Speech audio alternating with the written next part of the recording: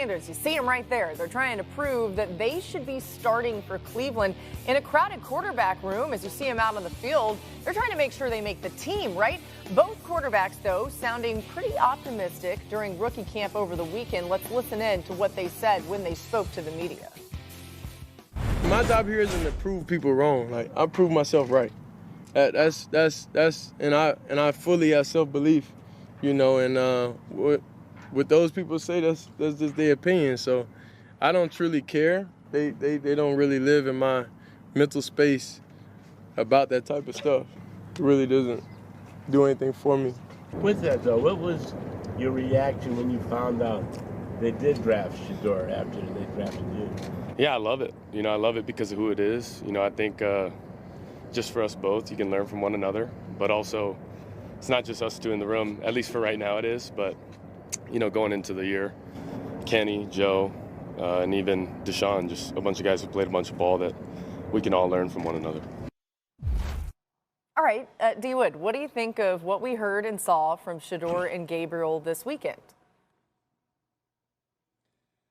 Yeah, listen, I think the media out there in Cleveland, you know, drumming up the fact that it's two rookie quarterbacks, the competition. I think both of those guys did a good job of not allowing it to wedge and become the focal point of the whole weekend. And listen, they're going to have to earn their keep. They're both, you know, 3rd and 5th round draft picks respectively. Nothing's going to be given to them.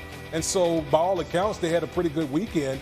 You know, they're still going to be in stiff competition with two veteran guys. And obviously with Kevin Stefanski calling the plays, is, you know, we're going to see if one of these guys emerges later on in training camp.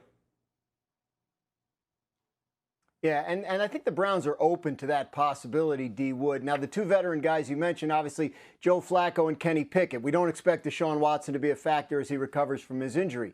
I would think they open up, the offseason program and training camp with Flacco as the number one guy because he's got the most experience. But they're going to try and get all these guys as many reps as possible in their rookie minicamp, which is almost always classroom heavy and not a lot of on-field work.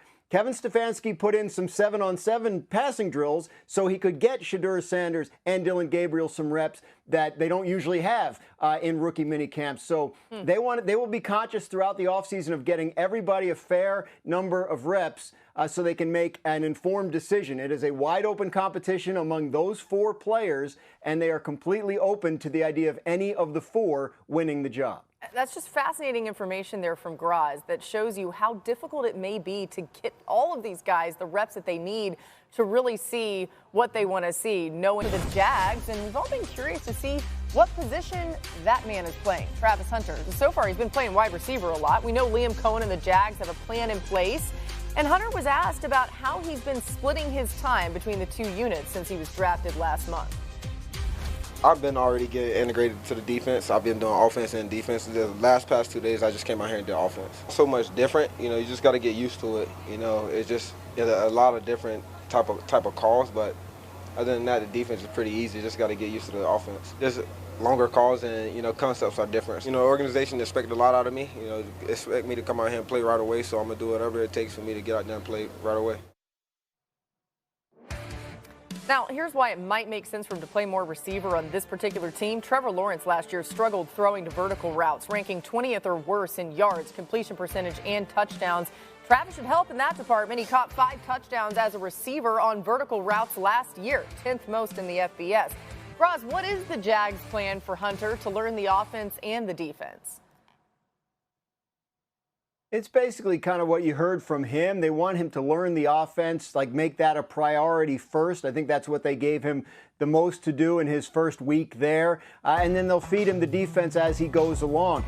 Given the price the Jaguars paid to trade up and select Travis Hunter second in the NFL draft, they expect him to contribute on both sides of the ball and in a significant way.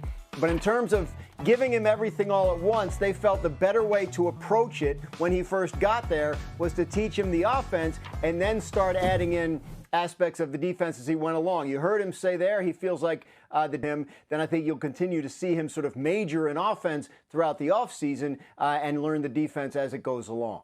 Let's focus on the offensive side. Mina, how does the addition of Hunter help Trevor Lawrence? I mean, it helps in a number of ways. You know, he catches everything. He's a contested catch machine. You put up that vertical number, the lack of vertical offense last year, him and Brian Thomas Jr. combined, it's just going to be so much more explosive. But I'll single out something in particular I think that he'll be excellent at in this offense, and that's screens. Yeah. So last year, Liam Cohen's Bucs offense was the best screen offense in football in expected points added. Travis Hunter, if you watch this tape at Colorado, was fantastic off of screens, which they used a ton of. He's so elusive in the open field. He's so explosive. He's so fast. And that gives Trevor Lawrence an answer against pressure. It can be an extension of the run game. So not only will he help him throwing downfield, but it'll help him in the short game as well. And I think that's going to be huge. Yeah, to that point, Mina, he'll be great after the catch. He forced 27 missed tackles and receptions last year, tied for fourth most in the FBS. So shifty out there. All right, check this out, this post from a woman who met Hunter on his flight. You may have seen this circling around social media, but this is really cool. She says, I met the nicest young man who sat next to me, offered to put my bag in the overhead compartment, help me with my tray. Anyone would be proud to have him as a son or a grandson. So polite. People were walking by saying, congratulations, great job. And she's like, well, who am I sitting next to? And he smiled and said, I'm Travis. Yes, I was drafted by the Jags. I already told my sons I want his jersey. I know we've said this a few times on our show, but Travis Hunter truly is a special human being. I more so hit people or attack their one shoulder, but I mean, people want to sleep, they can sleep. You know, I have no issue with that. It feels good when you run somebody over and then get in the end zone. I mean, it feels good when you get in the end zone, but imagine running someone over and then running another person over and then getting in the end zone. It's that much better, you know.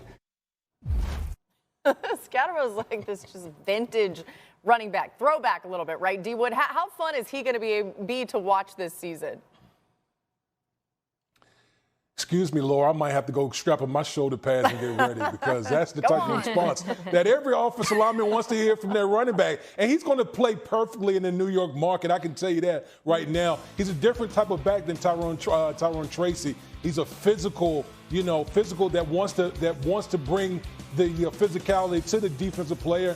And that's big blue football. If you think about it, when the Giants were really good, when they were really relevant, they always had a rushing attack. So if he can bring that type of physicality to the New York Giants offense, boy, he's going to be beloved here in this area. You know what's fun about Scatterbo is there's all these reps of him from college or highlights of him like barreling through 20 dudes, just refusing to go down at the goal line. But Damian, he also has the softest hands as a pass catcher. Like he's a third down back. He is tremendous, actually, as a receiver, which is a very unusual combination of skills. So I'm excited to see how the Giants use him throwing him the football because let me tell you, don't be fooled by how he looks as a runner. He can catch it. Mina, absolutely correct. The Giants know this and love it about him. Obviously, they have Tyrone Tracy from last year, who's a former wide receiver, but they didn't love the way he was in terms of pass protection and necessarily even reliably catching the ball. So there is an opportunity.